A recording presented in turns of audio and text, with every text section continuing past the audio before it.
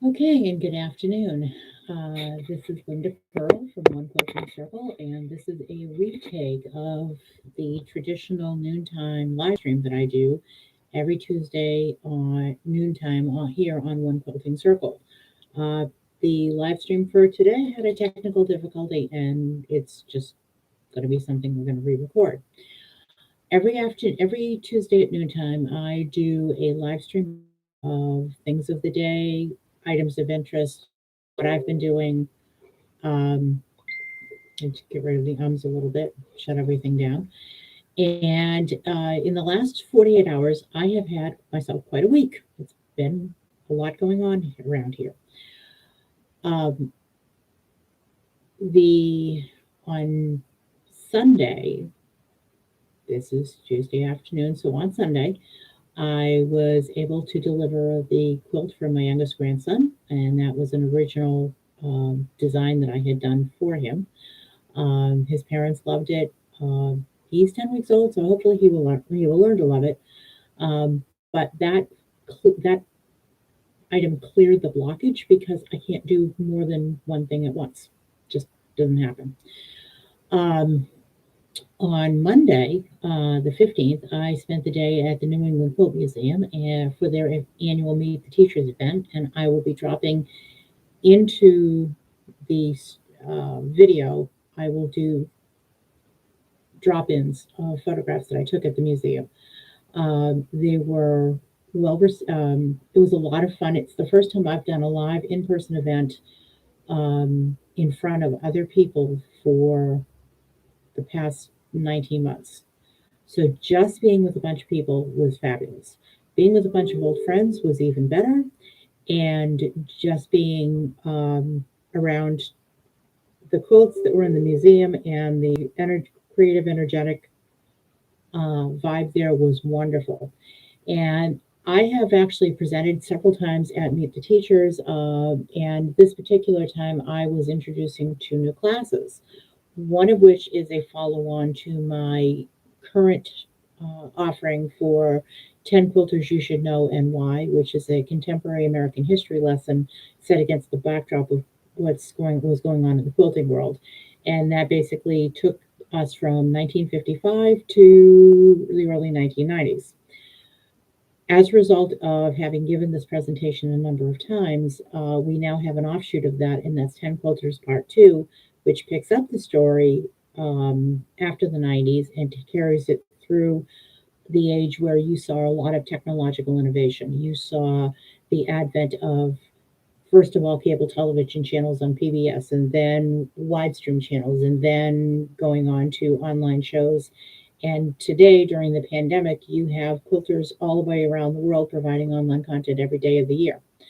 And it's an interesting phenomenon. The delivery system is very different. So we talk a little bit about that. It's a great guilds presentation for guilds who want something that is not terribly labor intensive. They can be entertained. They can learn something. They can come back and think about it. So I was focusing on highlighting the introduction of 10 Quilters Part 2 yesterday and had a lot of good feedback for that. Uh, the other class that I introduced was a quick binding class that is designed to get your quilts off your to-do list, off your guilt list, and out the door and into the hands of the people that are doing that. That was well received, and as a matter of fact, since the time of the first recording and this one, I've already received inquiries from guilds, which is really gratifying.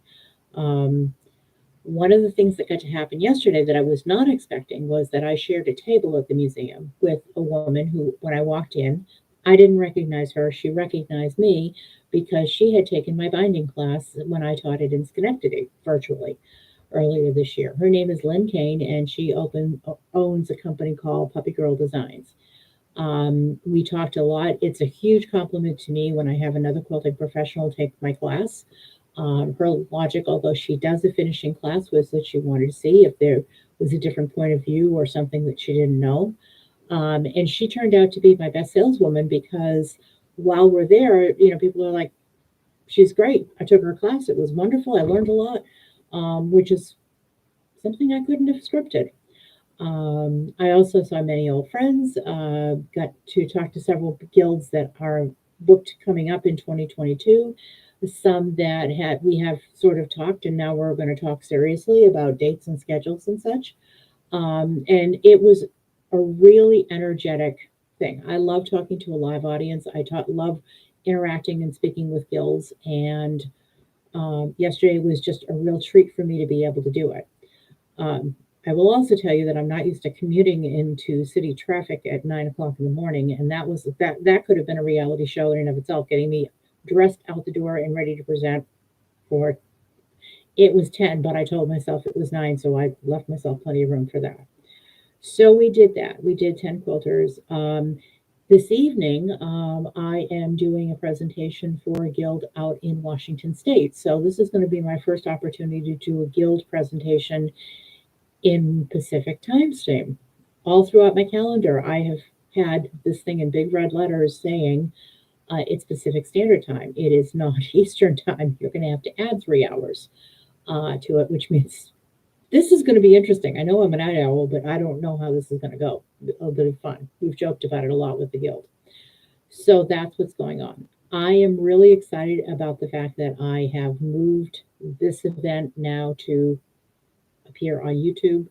I think the platform offers me a lot of opportunities to reach people and growth.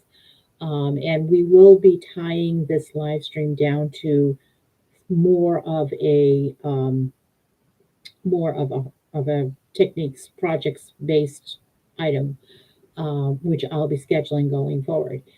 If you don't know me, I have been doing the live stream once a week since the pandemic began in March of 2020.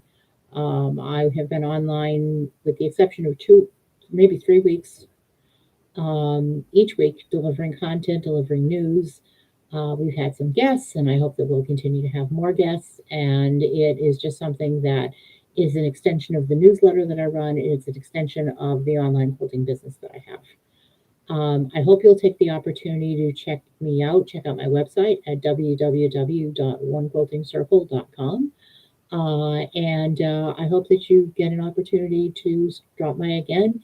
And thank you very much for tuning in. I really appreciate it. Thank you.